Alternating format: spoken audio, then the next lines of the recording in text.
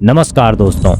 हमने हमेशा सुना है कि शिक्षा सपनों को हकीकत बनाती है, लेकिन क्या हो अगर यही सपना लाखों युवाओं के लिए एक भारी बोझ बन जाए। डिग्रियां जेब में हों लेकिन नौकरियां हाथ में ना आए। सालों की मेहनत के बाद भी असली दुनिया की चुनौतियों के लिए तैयारी न हो। An employability perspective and an employment perspective, I think our education system in India is failing us. Children are not work ready when they come out. सोचिए, एक छात्र 4 साल तक इंजीनियरिंग की पढ़ाई करता है, रात रात भर किताबों में सिर खपाता है, लेकिन जब नौकरी की बारी आती है तो उसे दर दर भटकना पड़ता है। क्या इसे हम सफलता कह सकते हैं? या फिर एक टॉपर जिसने हर परीक्षा में अव्वल नंबर लाए, लेकिन इंटरव्यू में ये सवाल पूछ बैठे कि प्रैक्टिकल वर्ल्ड में ये सब काम कैसे आता है? तो फिर क्या हमारी शिक्षा उसे उस जवाब के लिए तैयार कर पाई? और जब लाखों छात्र हर साल सरकारी नौकरियों की तैयारी में जुट जाते हैं, लेकिन सीटें सिर्फ कुछ हजार होती हैं, तो क्या हमारी डिग्रियां हमें आगे बढ़ने की जगह रोक रही हैं? टीम लीज की एक रिपोर्ट कहती है कि हर साल 15 लाख इंजीनियरिंग ग्रेजुएट्स पास होते हैं, लेकिन सिर्फ 10% को नौकरी मिलती है। ये आंकड़े दर्शाते हैं कि हमारी डिग्रियां इंडस्ट्री की ज़रूरतों को पूरा नहीं कर पा रही हैं। हमारा सिलेबस कई क्षेत्रों में दशकों पुराना है, जबकि दुनिया एआई, मशीन लर्निंग और डेटा साइंस की ओर तेजी से बढ़ रही है। हर साल लाखों छात्र कोचिंग इंडस्ट्री में अपना भविष्य तलाशते हैं। कोटा, दिल्ली और बेंगलोर जैसे ये शहर सपनों के कारखाने बन गए हैं, लेकिन क्या ये सही दिशा दिखा रहे हैं या सिर्फ एक भ्रम बुन रहे हैं? भारत की शिक्षा की कहानी हजारों साल पुरानी है। प्राचीन काल में यहाँ गुरुकुल थे, एक ऐसी व्यवस्था जहाँ छात्र अपने गुरु के साथ जंगल में आश्रमों में रहते थे। वे न सिर्फ वेद और शास्त्र पढ़ते थे, बल्कि खेती, शिल्प और जीवन के हर पहलू को सीखते थे। 5वीं से 12वीं सदी तक नालंदा में 10,000 छात्र और 2,000 शिक्षक थे। यहाँ गणितज्ञ आर्यभट्ट ने शून्य की खोज को परिष्कृत किया और चिकित्सक चरक ने आयुर्वेद की नींव रखी। ये संस्थान दुनिया भर से विद्वानों को आकर्षित करते थे, जैसे चीन से ह्वेनसांग जैसे यात्री यहाँ ज्ञान लेने आए। लेकिन मध्यकाल में चीजें बदली। इस्लामी प्रभाव के साथ मदरसे आए, जहाँ धार्मिक शिक्षा पर जोर था। फिर 19वीं सदी में ब्रिटिश शासन ने सब कुछ उलट पुलट कर दिया। 2 फरवरी 1835 को लॉर्ड मैकाले ने मिनट ऑन इंडियन एजुकेशन प्रस्तुत किया। उसका मकसद था एक ऐसी शिक्षा प्रणाली बनाना जो भारतीयों को अंग्रेजी सिखाए, उनकी सोच को ब्रिटिश बनाए और उनके प्रशासन के लिए क्लर्क तैयार करे। उन्होंने कहा था, हमें एक ऐसा वर्ग बनाना है जो हमारे और भारतीय जनता के बीच मध्यस्थ हो। इस नीति ने गुरुकुलों को खत्म कर दिया और रटने वाली शिक्षा को जन्म दिया। एक ऐसा ढांचा जो आज भी हमारी प्रणाली में गहराई तक बसा है। स्वतंत्रता के बाद 1947 में भारत ने एक नई शुरुआत की। संविधान में शिक्षा को मौलिक अधिकार बनाने की कोशिश हुई। 1964 से 66 में कोठारी आयोग ने सुझाव दिया कि शिक्षा पर जीडीपी का 6% खर्च हो, ताकि ये सबके लिए सुलभ और गुणवत्तापूर्ण बने। इसे 1968 की राष्ट्रीय शिक्षा नीति में स्वीकार किया गया। लेकिन आज मार्च 2025 में हमारा शिक्षा बजट सिर्फ 1.2 लाख करोड़ है, जीडीपी का लगभग 2.5%। कोठारी आयोग का सपना अधूरा रह गया। आज भारत की शिक्षा प्रणाली 4 स्तरों पर चलती है: प्री प्राइमरी, प्राइमरी, सेकेंडरी और उच्च शिक्षा। और ये दुनिया की सबसे बड़ी शिक्षा प्रणालियों में से एक है। अगर हम कुछ फैक्ट्स देखें तो भारत में 14.89 लाख से ज़्यादा स्कूल हैं। 1168 विश्वविद्यालय हैं जो देश भर में फैले हुए हैं। स्कूलों में 25.57 करोड़ बच्चे नामांकित हैं, यानी हर 4 में से एक बच्चा स्कूल जा रहा है। उच्च शिक्षा में 4.33 करोड़ छात्र पढ़ रहे हैं। साक्षरता दर 77.7% तक पहुंच गई है, लेकिन यहाँ असमानता साफ दिखती है। केरल में साक्षरता 96.2% है, लगभग हर व्यक्ति पढ़ लिख सकता है।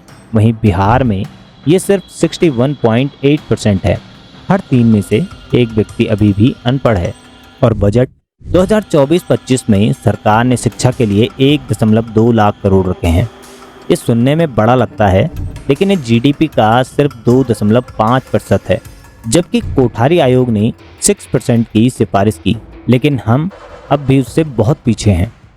ये आंकड़े प्रभावशाली लगते हैं। स्कूलों की संख्या, छात्रों का नामांकन, साक्षरता दर, ये सब एक चमकती तस्वीर पेश करता है। लेकिन क्या ये आंकड़े पूरी कहानी बयान करते हैं? क्या हर बच्चा जो स्कूल जाता है वहाँ कुछ सीखता भी है? क्या हर डिग्री नौकरी की गारंटी देती है? बिहार के एक छोटे से गांव में रमेश रहता है। उसकी उम्र 12 साल है। वो पढ़ना चाहता है और सपने देखता है कि एक दिन वो अपने परिवार को गरीबी से बाहर निकालेगा। लेकिन उसका स्कूल एक टूटी छत, बिना बिजली का कमरा और कई बार कोई शिक्षक नहीं।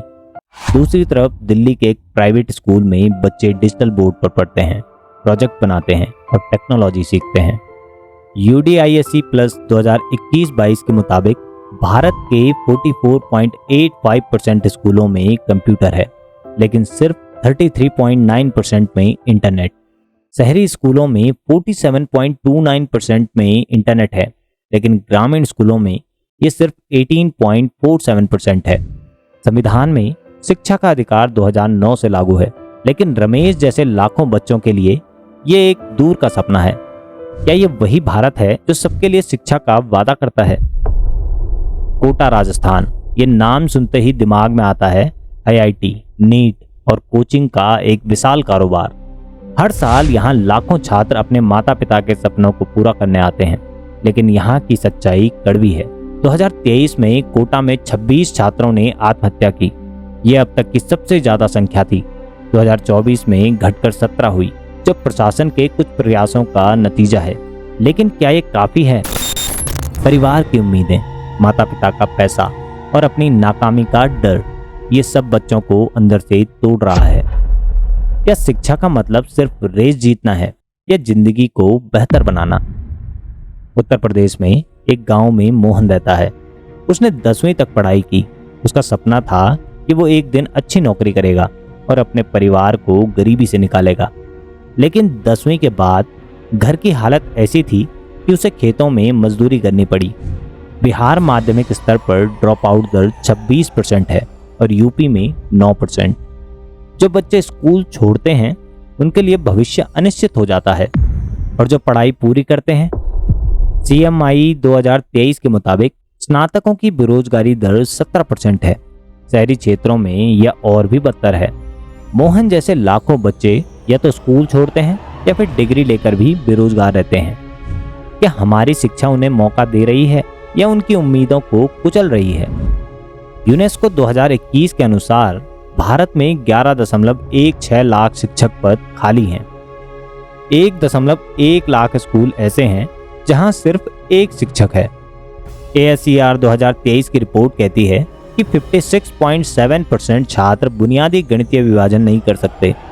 अगर नींव ही कमजोर हो तो बच्चे आगे कैसे बढ़ेंगे? कॉलेज में कैसे पहुंचेंगे? नौकरी कैसे पाएंगे?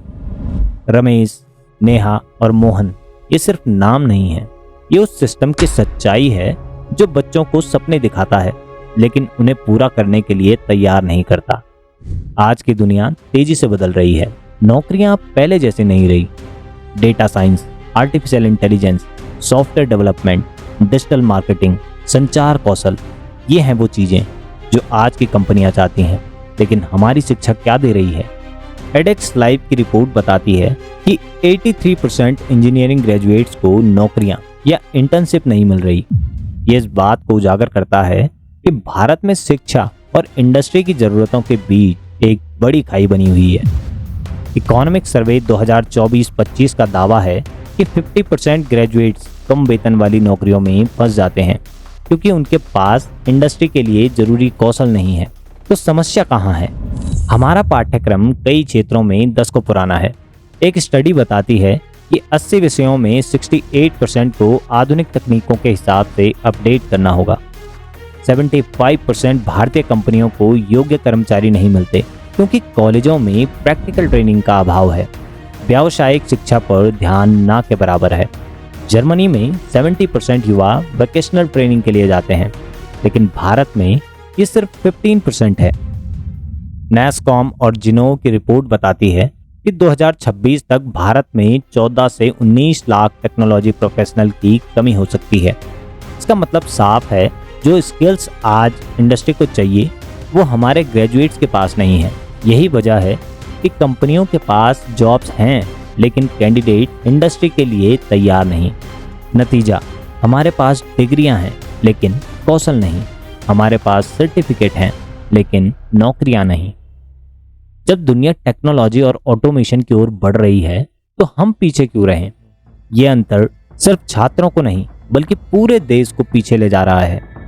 राष्ट्रीय शिक्षा नीति NEP 2020, इसमें कई बड़े बदलाव की बात है। कोडिंग को 6वीं कक्षा से शुरू करने का प्रस्ताव है। व्यावसायिक शिक्षा को बढ़ावा देना, कक्षा 5 तक मातृभाषा में पढ़ाई की सिफारिश। स्किल इंडिया मिशन, जो कि 2015 से शुरू हुआ था, ये कार्यक्रम अब तक 1.4 करोड़ लोगों को प्रशिक्षित कर चुका है, लेकिन दिसंबर 2023 तक सिर्फ 42% को ही रोजगार मिला है, यानी आधे से ज़्यादा अभी भी खाली हाथ हैं। ऑनलाइन शिक्षा, स्वयं और बायजूस जैसे प्लेटफॉर्म ने डिजिटल शिक्षा को घर घर पहुंचाया, लेकिन बायजूस हाल में वित्तीय संकट से जूझ रहा है, जिसने इसकी विश्वसनीयता पर सवाल उठाए हैं। कोटा में 2023 में 26 छात्र आत्महत्याएं हुई, 2024 में ये संख्या 17 हुई। प्रशासन ने काउंसलिंग और सख्त नियम लागू किए, लेकिन समस्या जड़ से खत्म नहीं हुई। ग्रामीण क्षेत्रों में डिजिटल गैप बरकरार है। सिर्फ 18.47% ग्रामीण स्कूलों में इंटरनेट है। NEP 2020 का पूरा लागू होना अभी सालों दूर है। फंडिंग की कमी और धीमी प्रगति इसे रोक रही है। ये कदम सही दिशा में है लेकिन अधूरे हैं। जब तक लागू करने की गति और संसाधन नहीं बढ़ेंगे, तब तक ये सिर्फ कागजी वादे ही रहेंगे।